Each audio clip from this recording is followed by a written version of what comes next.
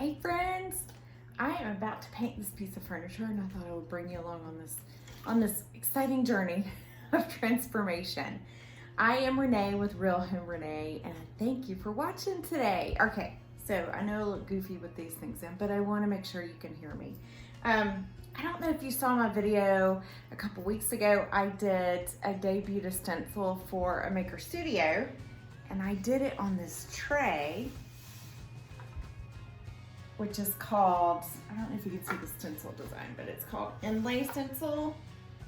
Inlay Stencil, I made a copy of it so you can see what it looks like. So that's the Inlay Stencil, and then I did copper leafing on top, a little bit of gold. And I'm not done with it yet because it's gonna have wax on it. It's gonna have some, pretty finishing on it as well. But this is the top. This is the tabletop to this table. So it goes up like this. So that's what it looks like, and I wanted you to be able to see the table that I'm working on, okay? So I did the tray.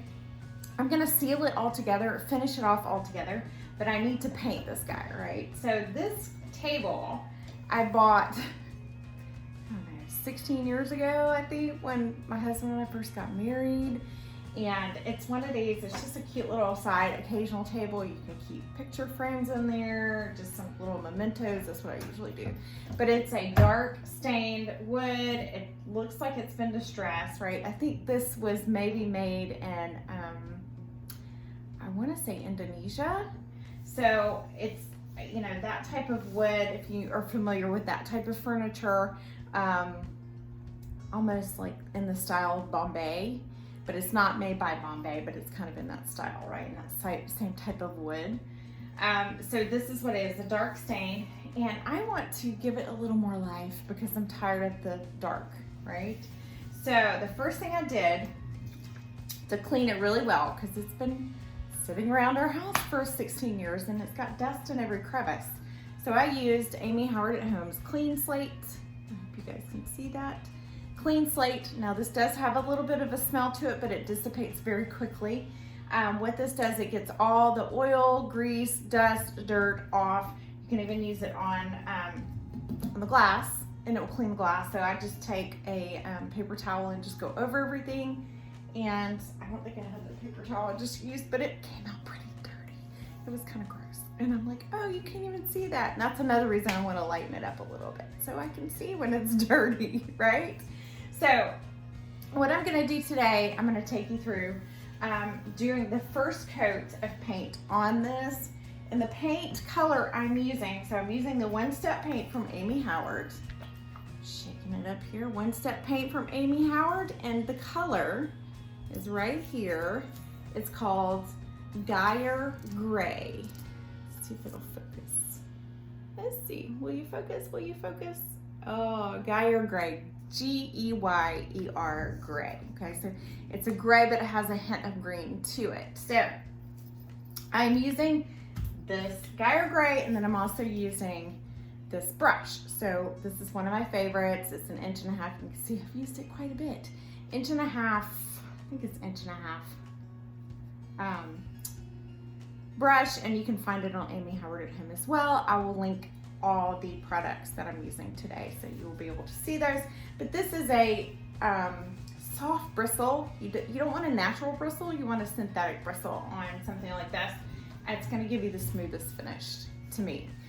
That's my opinion. So anything that's finished wood, the good thing with One Step Paint is you do not have to sand.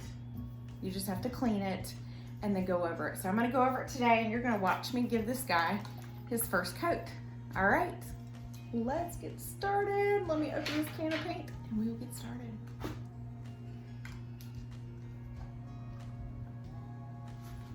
Here it is. Okay.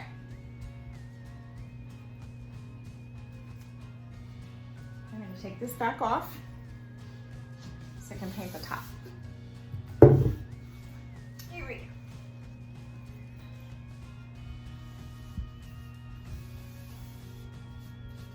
Don't like to sand. Sanding is not my thing. So that's why I love this paint. I've used it all over my house, and I've used it for furniture pieces that I've sold. So it is just a fabulous paint, and it smells like vanilla. So it smells so good. So I'm just doing a quick, all over quick coat.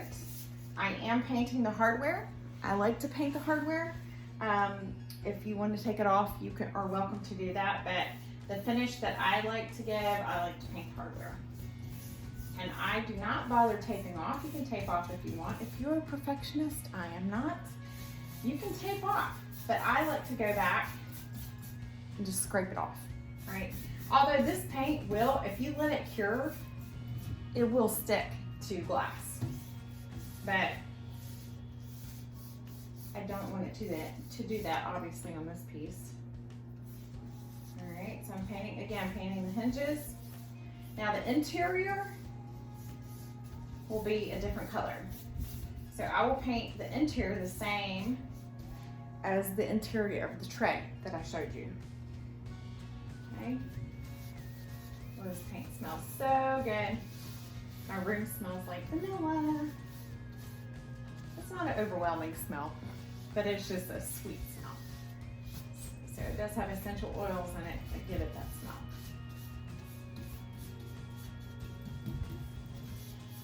Okay.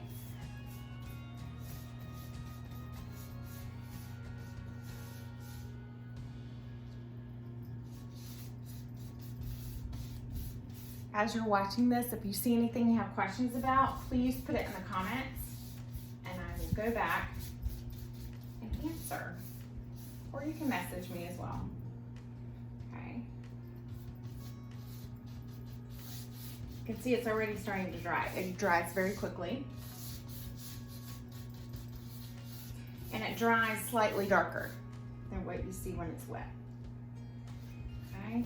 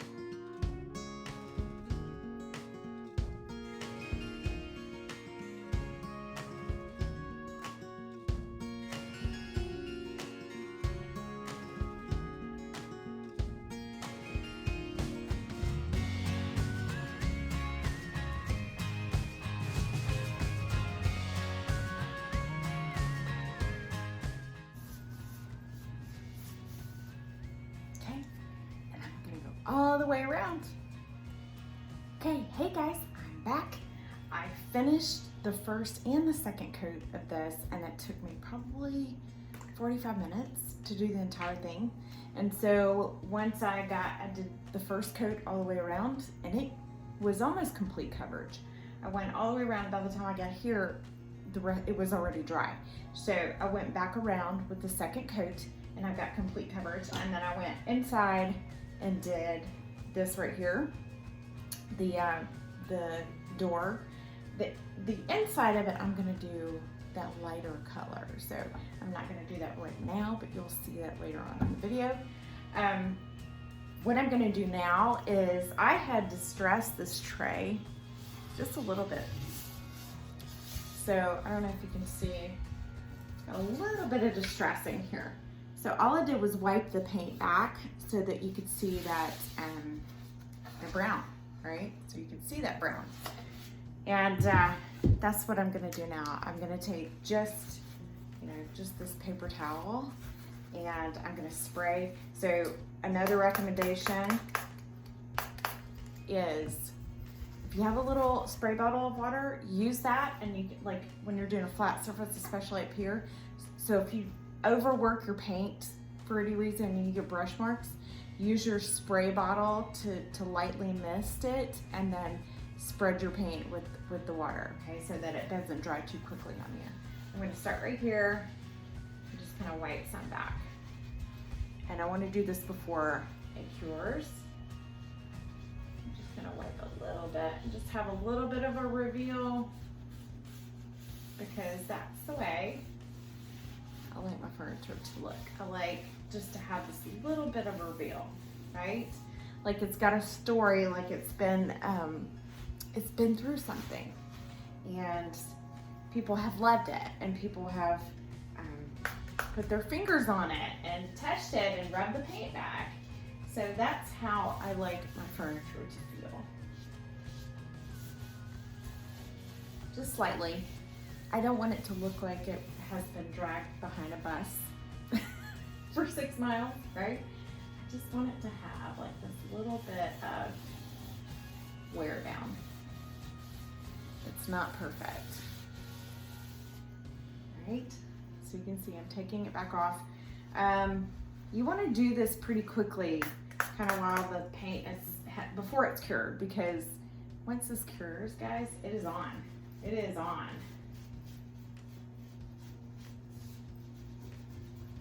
I'm kind of working with the natural, so if you can see this, I don't know if you can see this. See if I can bring you in closer. This is a natural, like kind of a saw mark that they made. And so I'm kind of distressing it there. So it's just a natural distress mark when they built the furniture. See the wormholes? I've got wormholes in here too. Now you can create your own wormholes if you wanted to. Take a nail, tap it, if you're brave enough, right? My husband would say, no, don't do that. Looks like worms have been in the wood. Okay, so that is just an example of how to wipe it back. And you do it very just randomly. You don't want to have a pattern to it. You want it to be kind of rubbed back along the edges and along where people's fingers may have been over time, right? So, you know, just be mindful of that. You want it to look natural. So let's rub it back here.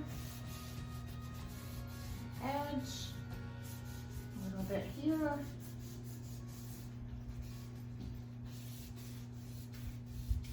I don't want it to look perfect. See that? Okay. Don't know if you can see that or not. But that's how it's done. That's how I do. I do not use sandpaper. The only time I might use sandpaper is very lightly when I'm trying to smooth out brush marks. So I do not sand, and that's why I love this paint.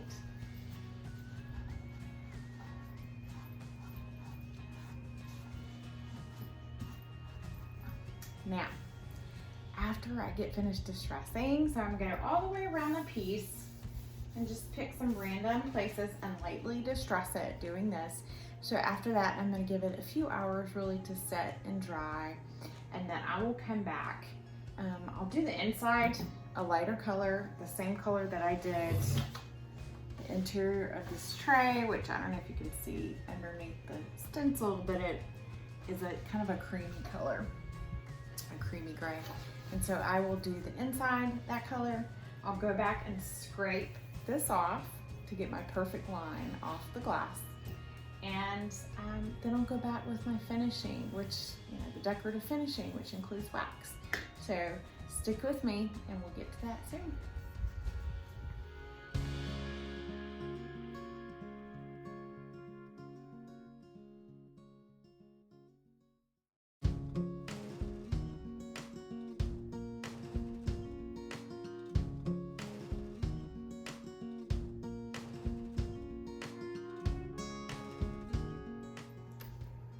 Hey guys, well, I'm back.